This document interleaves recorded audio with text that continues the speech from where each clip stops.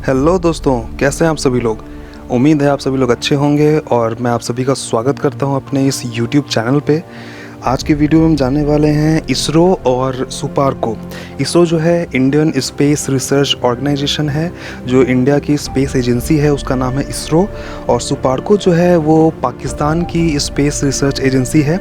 तो मैं आप सभी को बता दूं इस बारे में कि मैंने दोनों कंपेयर करने जा रहा हूं इस वीडियो में। कंपेयर करने का एक मेन बेस है क्योंकि दोनों कंट्रीज़ को एक ही साथ एक ही टाइम में इंडिपेंडेंस मिली थी, मतलब आज़ादी मिली थी।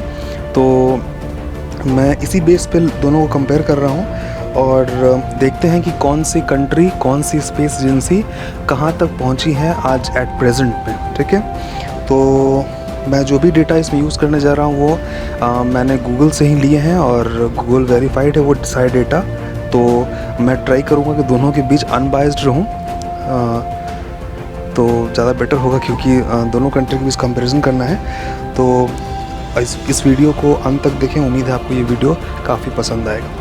तो बात करें हम इसरो की, तो इसरो जो है इंडियन स्पेस रिसर्च ऑर्गेनाइजेशन, ये इसकी स्थापना जो है, इस्टेब्लिशमेंट ईयर जो इसका है 15 अगस्त 1969 में हो गई थी, जो कि आज़ादी के 22 साल के बाद ही जो इसरो की स्थापना है वो हो चुकी थी।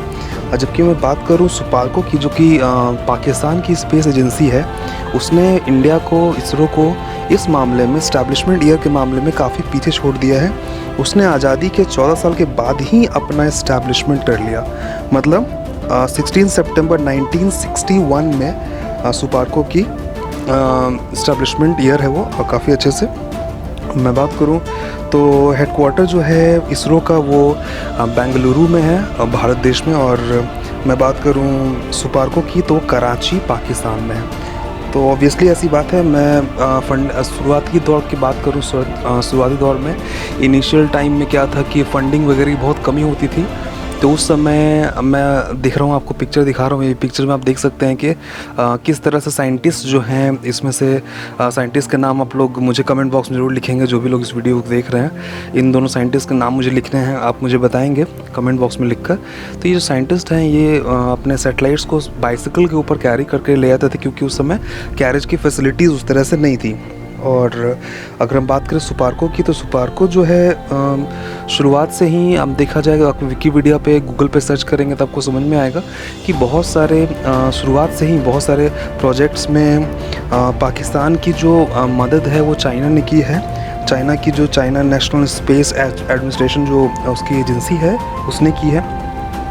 आगे मैं बात करूँ तो इंडिया की जो जीडीपी है वो पूरी दुनिया में तीसरे रैंक पे है, और पाकिस्तान की बात करें तो उसकी जीडीपी के अकॉर्डिंग वो पूरी दुनिया में 48वें रैंक पे है, जो कि काफ़ी ज़्यादा दोनों के बीच अंतर है। इस वजह से फंडिंग की तो बजट की बात करें तो बजट 2019-20, और मैं बताऊं तो इसरो ने 2019-20 में जो फंडिंग की है इंडियन गवर्नमेंट ने इसरो को, वो 1.8 बिलियन US डॉलर है। जबकि पाकिस्तान ने 43 मिलियन US डॉलर फंड किए हैं अपने सुपार्को को, जो कि 2.3% है इंडिया के, मतलब इसरो के फंडिंग का। आगे बात करूं तो इसरो ने अपना पहला सैटेलाइट आर्यभट्ट 1975 में लॉन्च किया था। और उस समय बता दूं आपको कि इंडिया के पास खुद का अपना कोई लॉन्चिंग व्हीकल नहीं था, इस वजह से उसने सोवियत यूनियन से इस मामले में मदद ली थी अपने सैटेलाइट को लॉन्च करने के लिए। लेकिन 1975 उसने पहला सैटेलाइट लॉन्च किया, और 1980 में SLV-3 इंडिया ने एक launcher, satellite launch vehicle SLV-3 के नाम से इंडिया ने खुद का बना लिया, जो कि 30 से 40 किलोग्राम के सैटेलाइट को कैरी कर सकता था। आगे मैं आप सभी को बताऊं तो काफ़ी इंटरेस्टिंग फैक्ट्स है। इंडिया जो है, जो इंडियन स्पेस एजेंसी है इसरो, वो रुका नहीं यहाँ पे। 1990 से 2000 के बीच उसने SLV से अपग्रेड करके PSLV बना लिया। PSLV में P का मतलब पोलर है, और वही सैटेलाइट लॉन्च व्हीकल इसका मतलब हो जाता है। और इसने अपना जो एक सैटेलाइट लॉन्च किया था PSLV के थ्रू, उसने रिमोट सेंसिंग सैटेलाइट को लॉन्च किया था, जो कि सूरत के सिंक्रोनस ऑर्बिट में भेजा था। उससे क्या फ़ायदा होता है, ये रिमोट सेंसिंग सैटेलाइट होता क्या है मैं आपको बता दूँ। तो रिमोट सेंसिंग सैटेलाइट जो होता है, उससे हम लोग मौसम की जानकारी लेते हैं, और किसी तरह कोई नेचुरल डिजास्टर आना होता है तो उसके डायरेक्शन को हम लोग पता कर सकते हैं पहले से। आगे बात करूँ तो 2000 और 2010 के बीच में इसरो ने और अपने लॉन्चिंग व्हीकल को अपग्रेड किया और PSLV से GSLV में आ गया। GSLV में G का मतलब जियो है और GSLV Mark 1 उसने बनाया था जिसकी कैपेसिटी जो थी वो 5 टन के सैटेलाइट को कैरी कर सकती थी। आगे बात करूँ 2010 में क्रायोजेनिक इंजन बनाने वाला इंडिया जो है वो देश बन गया जिसने खुद का अपना क्रायोजेनिक इंजन बनाया और उससे पूरे वर्ल्ड में वो 6th नंबर के रैंक पे पहुंच गया।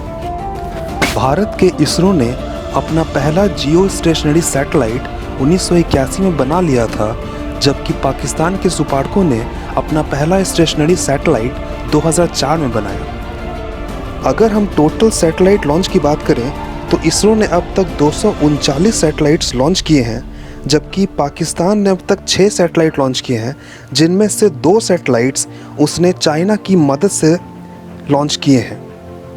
इसका मतलब पाकिस्तान ने खुद का अपना 4 सैटेलाइट उसने लॉन्च किए हैं। इसरो ने अब तक 41 communication satellite, 11 remote sensing satellite, 7 navigation satellite, 8 military satellite और 7 GPS सैटेलाइट लॉन्च किए हैं, जिनमें से एक GPS इसरो मतलब भारत का खुद का है। और मैं आपको बता दूं कि भारत पूरे वर्ल्ड में 6वें स्थान पर है जिसके पास खुद का GPS है। और अगर हम पाकिस्तान की बात करें तो पाकिस्तान ने अब तक कुल 2 communication satellite, 1 remote sensing satellite, 1 navigation satellite, 1 military satellite और 0 GPS सैटेलाइट लॉन्च किए। और पाकिस्तान के पास अपना खुद का कोई भी लॉन्च व्हीकल नहीं है और ना ही कोई क्रायोजेनिक इंजन है। GSLV Mark 1 के बाद इसरो ने GSLV Mark 3 बनाया, जिसकी कैपेसिटी 4000 किलोग्राम कैरियर की है। अगर हम बात करें C-25 नाम का जो क्रायोजेनिक इंजन है इसरो के पास, उसकी रैंकिंग पूरे वर्ल्ड में 4थे स्थान पे है। 22 अक्टूबर 2008 को इसरो ने अपना चंद्रयान 1 लॉन्च किया, जो कि चांद पर जाकर वाटर आइस ढूंढने वाला पहला सैटेलाइट बना, जिसे बाद में नासा ने भी कंफर्म किया है। अगर हम फंडिंग 2019-20 की बात करें तो भारत ने अपने स्पेस एजेंसी पे 1.8 बिलियन $US खर्च किया, जबकि US ने नासा में 18 बिलियन $US खर्च किया। और UK की बात करें जो यूरोपियन स्पेस एजेंसी है, वहाँ उन्होंने 7 बिलियन $, खर्च किए। चाइना ने 3 बिलियन $, खर्च किए। रशिया ने 3 बिलियन $, खर्च किए। आप इन कॉस्ट को देखेंगे, इन सारे कैलकुलेशंस को देखेंगे तो आपको समझ में आएगा कि जो इसरो है, भारत का जो इसरो है वो काफ़ी कॉस्ट इफ़ेक्टिव है। और ये तो हो गई स्पेस एजेंसी की बात। अगर हम थोड़े से कॉर्पोरेट नज़रिए से देखें तो आप सभी लोग जानते होंगे एप्पल के बारे में। अगर हम एप्पल की बात करते हैं तो एप्पल के पास जो कैश रिजर्व है वो 285 बिलियन $, का है। इसका मतलब 285 बिलियन $, अप्रॉक्स, जिससे वो इसरो की फंडिंग 167 साल मतलब 167 ईयर्स अप्रॉक्स तक की फंडिंग खुद से कर सकता है। तो अब बारी है अचीवमेंट्स की।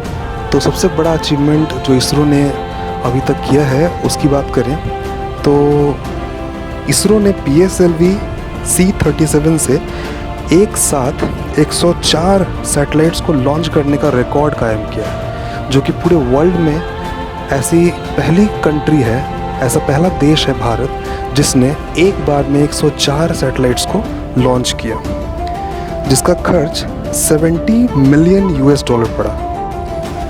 और दूसरी सबसे बड़ी उपलब्धि थी मंगलयान, जिसके कारण भारत विश्व का चौथा देश बन गया जिसने मंगल ग्रह के कक्षा में अपने सैटेलाइट को स्थापित किया।